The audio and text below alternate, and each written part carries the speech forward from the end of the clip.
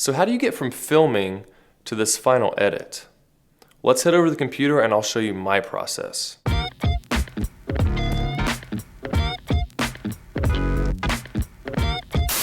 Hey everyone, Camber here showing you how to use your camera to make good videos. So if you're new, consider subscribing. And this is episode 6 in the behind the scenes look of my short film Coming Home. I'm going to take you through my process of getting the footage from the camera, backing it up, and then things I'm considering while working towards that final edit so that I can move on to sound effects and color grading. If you haven't seen the film yet, go over to my other page, Camber Films, check out the video Coming Home, and then come back here and see the behind the scenes.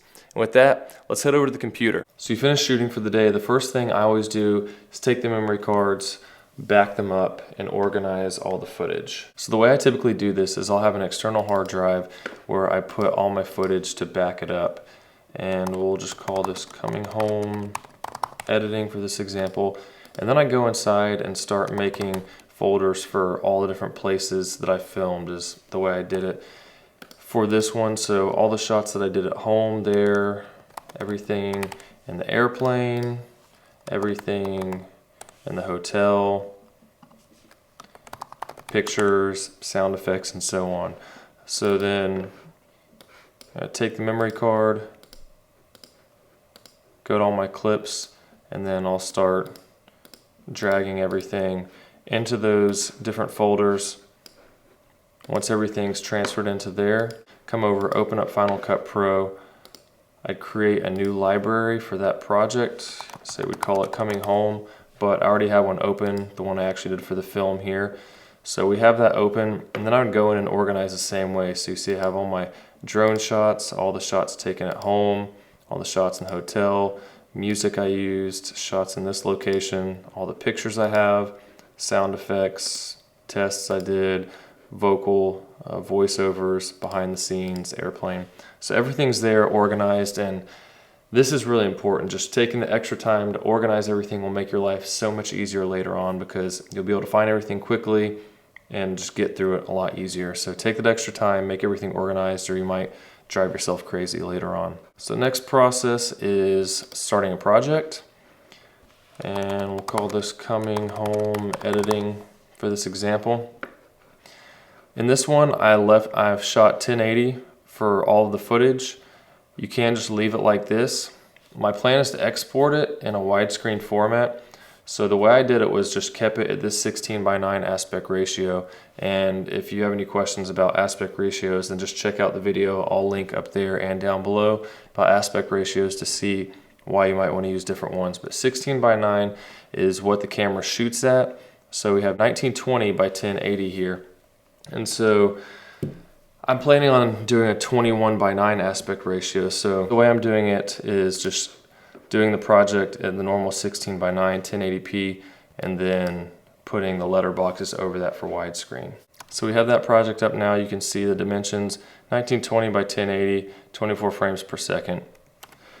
And the next step is kind of fun at first, sifting through all the footage because you're excited getting your project started, but then it gets kind of boring because there's so much to do. So just start going through, watching stuff, set in and out points, enter them into the timeline, and just keep going through that. And the way I do it is I go through all the takes, see which ones I like, and if I do like it, I'll throw it down into the timeline, and then I'll start going through it again from there, and then keeping the ones I want and cutting out the rest. And instead of making you watch me go through all this footage, I already have it all lined up here. Is how this project eventually turned out. So I have all my clips here that I've decided, and what I like to do is go ahead and put this letterboxing over it, so as I'm working on the project I can line everything up how it needs to be and then not find surprises later when I put that in and try to reframe stuff and find out it doesn't work. So when I get into the editing part, as far as which clips I want to leave in, how long the clips are supposed to be, the first thing I focused on for each of these is going in and checking all those initial transitions that I planned throughout this film when I'm going back and forth from me to my family. And I covered that a lot in the other videos, but basically looking here, this opening the door to the kids opening the door, and all these similar transitions like here, drawing this, going to the other one. All those I did throughout it. I went to those first to make sure that they all made sense so that I could continue on from there and not have to change anything. So then after I get the initial rough cut of the whole project, I'll watch through it and then ask myself, okay, what do I actually need to tell the story? Because usually you film a lot more than you need, you end up putting a lot more into the initial timeline than you need, and you can cut it down to make it a more efficient project and better storytelling. So I go through again, and I tend to cut a lot. I started with making music videos and wedding films, and I would rarely have a shot last longer than 3 to 4 seconds. But when you're doing this type of work, a lot of times you do need to linger on a shot more, and that's something I've had to work with this project, and just learning, okay, when do I need to stay there? Just let the scene play out from this angle. So depending on what you're doing, you just kind of have to figure out a good balance between how long you need those cuts to be and which angles work best. And getting back into editing, I want to just show you some examples here about how I decided some of these, like just looking for subtle movements. Like here you can see my head turning there, and then my wife's head turns the same amount. So we already planned where the scene looks pretty much the same with where we're placed, but then just that small little movement helped connect these two shots a little better because we were making the same movement. And then again here, as she's leaving the room and shutting the door, I tried to get that cut pretty close to where the door is shutting because they're two different shots, but then it ends up being pretty seamless for the most part.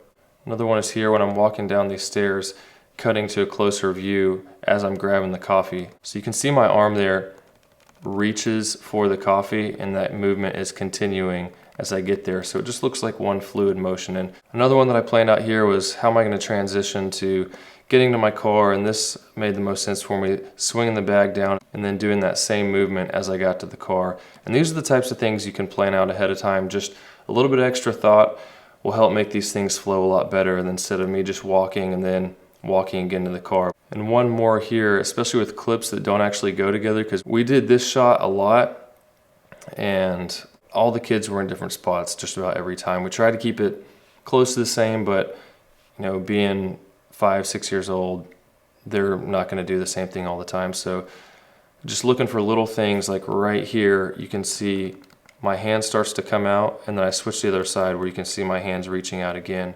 And those are two completely different takes, because if I stretch this out here, you can see she was walking up, but by that cutting it back, finding another shot with the same movement, it worked out pretty well to where we could combine these two shots. They were two of my favorite ones from two different takes, and then it worked out pretty well. And another thing to check out is that you don't always have to use the exact clips that the audio goes with if you're going to be overlaying some dialogue, because depending on the angle, you may be able to work out how you need. For example, when we did switch from here to there, this audio is from a different take. He's coming home tomorrow, but for him, it's actually already from what this audio is. So if I play these together, he's coming home tomorrow. they're probably about 5 seconds difference.